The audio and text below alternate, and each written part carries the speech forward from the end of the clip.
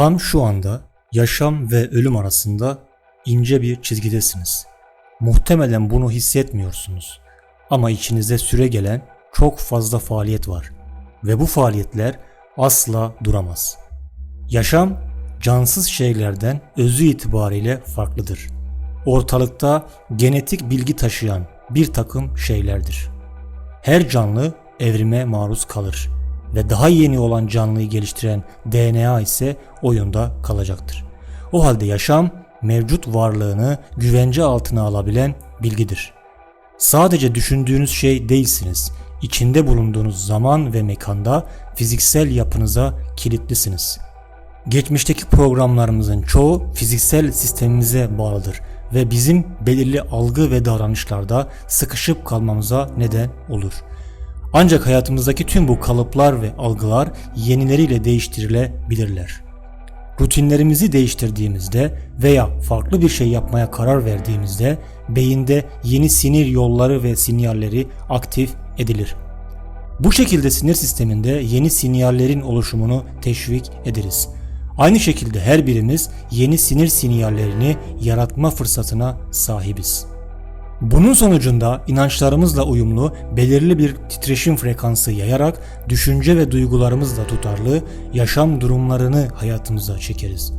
Oluşturduğunuz yeni algı ve kalıpları yaşamaya başladığınızda tezahür ettiklerinizle sizi hizalayan yeni bir enerjiye ve titreşim frekansına sahip olursunuz.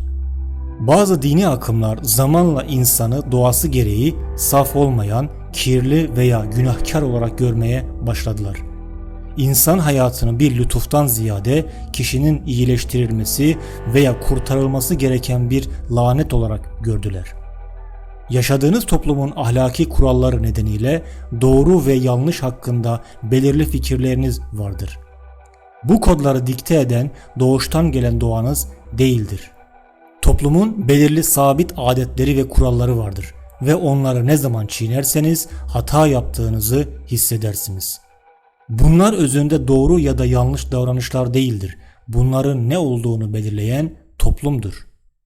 İnsanın acı çekmesinin nedeni kendisidir. Çünkü acı çekmek sizin tarafınızdan üretilir. 1000 yıl önce dünyanın her yerindeki insanlar mütevazi evlerde oldukça mutlu yaşarken bu bir sorun değildi. Ancak bugün biri köşkte yaşarken bir başkası tek yataklı bir odada yaşamaktadır. Yani mutsuzluğa neden olan fiziksel durum değildir. Buna tepki verme şeklimizdir. Acılarınız içinde bulunduğunuz koşullardan kaynaklanmıyor. Acınız kendinizi yaratış şeklinizden yani oluşturduğunuz kalıp ve davranışlarınızdan kaynaklanmaktadır. Bu kalıp ve davranışların oluşumu sırasında 5 duyunuz hayatınızın her anında dış dünyadan veri toplar. Zamanla bu içinizde belirli bir ayırt edici kalıp oluşturmaya başlar. Bu kalıp yavaş yavaş davranışsal eğilimlere dönüşür. Ve bu eğilimler zamanla kişiliğiniz olarak adlandırdığınız veya gerçek doğanız olduğunu iddia ettiğiniz şeye dönüşür. Sonrasında zihniniz etrafınızdaki dünyayı deneyimleme şeklinizi şekillendirir. Bu haliyle farkında olmadan kendiniz için yaşama yöneliminizi oluşturmuş olursunuz.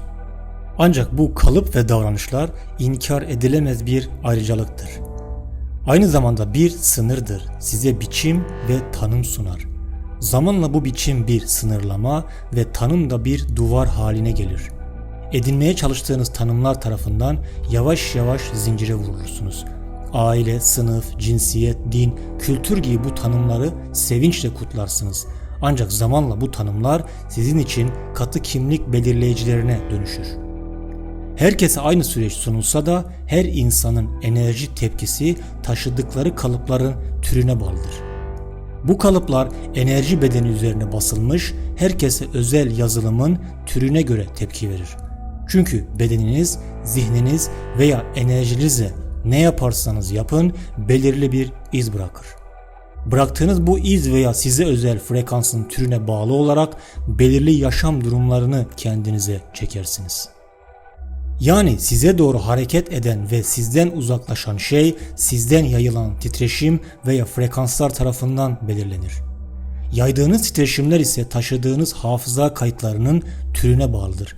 Her bireyin enerjisi belirli bir frekans veya titreşim taşır. Fiziksel beden bu dünyada kalır. Ancak düşüncelerimizin, eylemlerimizin ve hepsinden önemlisi enerjilerimizin her birinin kalıntısı varlığını frekanslar şeklinde sürdürür. Bu bulunduğumuz zamandan sonra binlerce yıl devam edebilir.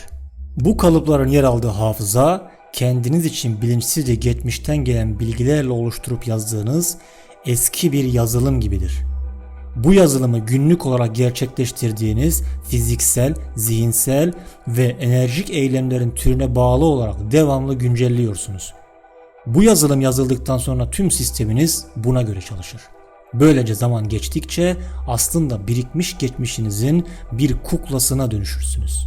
Çünkü zihinde olan her şey kimyasal bir süreç olarak bedene hemen yansır. Tüm bu duyumlar ve kalıplar hafızanızda kaydedilir ve zamanla bilinçaltınızın bir planı haline gelir. Dolayısıyla kendin olduğunu düşündüğün her şey hafızanın bir sonucudur. Ben dediğiniz şey kelimenin tam anlamıyla geçmiş hafızanızın bir ürünüdür. 5 duyu organınız aracılığıyla sizinle temasa geçen her şey, gördüğünüz, duyduğunuz, kokladığınız her şey hafızanızdadır ve kişiliğinizi etkiler. Uyanıkken veya uykuda topladığınız her an bu bankada depolanmaktadır. Farkında olsanız da olmasanız da vücudunuzdaki her hücre hayatınızın her anında o anıyı hatırlar ve ona göre hareket eder. Hayat sana her an biriktirdiğin hafızandan bahseder. İnsanlar hafızanın sadece zihin olduğunu düşünür ama durum böyle değildir. Vücudun taşıdığı hafıza hacmi zihninizin taşıyabileceği hafıza hacminden milyarlarca kat daha fazladır. Ancak bu davranış ve alışkanlıkları içerisinde barındıran hafıza yazılımı katlanılacak bir kader değildir. Kader dediğimiz şey sadece kendin için bilinçsizce yarattığın bir yaşam durumudur. Bilinçsiz kalırsanız eğer içinde bulunduğunuz durumu tarif etmek için kader biçimindeki kelimelere dönersiniz. Çünkü kader sizin bilinçsiz eserinizdir. Örneğin 1000 yıl önce bir denizci olsaydınız rüzgarlar kaderinizi belirlerdi. Ancak bugün yine de gitmek istediğimiz yere gidiyor ve kendi hayatımızı yönlendiriyoruz. Birikmiş eğilimleriniz, alışkanlıklarınız ve ön yargılarınız tarafından itilip kakılıyorsanız o zaman kendi insafınıza kalmışsınız demektir. Teşekkürler.